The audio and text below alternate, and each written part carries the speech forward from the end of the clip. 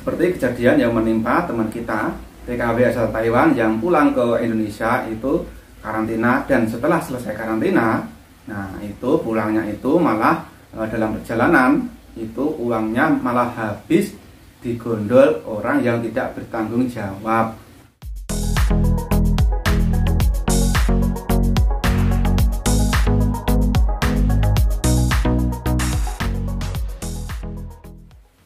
Halo, assalamualaikum, ketemu lagi ya teman-teman, bareng saya di channel Novan JK.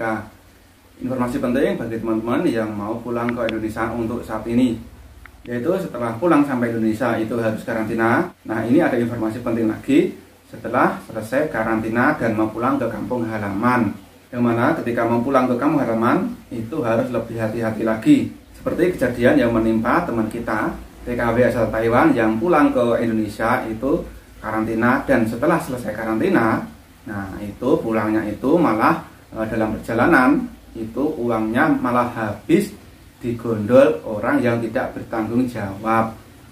Nah, yang jadi pertanyaan itu, dalam perjalanan pulang itu yang menguras habis hartanya itu travelnya atau malah orang lain? Biar tidak simpang siur, teman-teman juga harus menyimak ini sampai habis.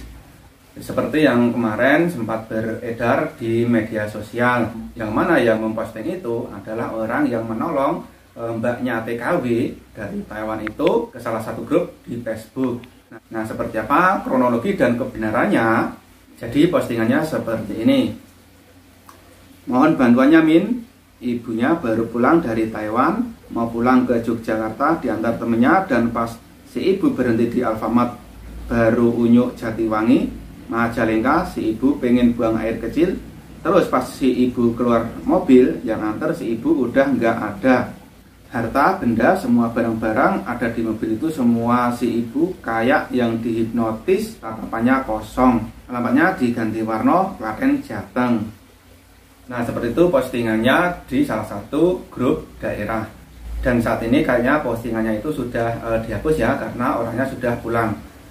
Nah, bagaimana sih kronologinya? Itu memang benar-benar salah milih travel atau emang kesalahan mbaknya sendiri? Seperti yang diklarifikasikan oleh penolong mbaknya tersebut, beliau mengatakan bahwa sebenarnya mbaknya itu setelah selesai dari tempat karantina itu ternyata naik travel. Nah, setelah naik travel, dalam perjalanan pulang itu di tengah jalan, si mbaknya itu minta untuk turun dan ganti dijemput oleh kenalannya. Nah, kenalannya ini tentunya cowok ya, dan kenalannya itu dikenal dalam salah satu aplikasi di HP, dan perkenalannya itu sudah berjalan selama 2 bulan. Jadi ini hitungannya masih baru berkenalan ya, karena masih dalam masa waktu 2 bulan, apalagi perkenalannya itu cuman dalam aplikasi atau LDR. Nah, setelah dijemput oleh cowoknya itu, dalam perjalanan pulang si mbaknya merasa mau buang air kecil, dan akhirnya berhenti di Alfamart. Tapi setelah selesai buang air kecil dan mau kembali lagi ke mobil, ternyata mobilnya itu sudah nggak ada, dan semua barang berharga itu digondol lari sama kenalannya itu, ataupun cowok yang dikenalnya tersebut.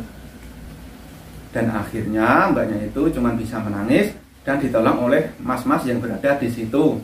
Kemudian dipostinglah ke salah satu grup di Yogyakarta, yang akhirnya mbaknya bisa dijemput pulang.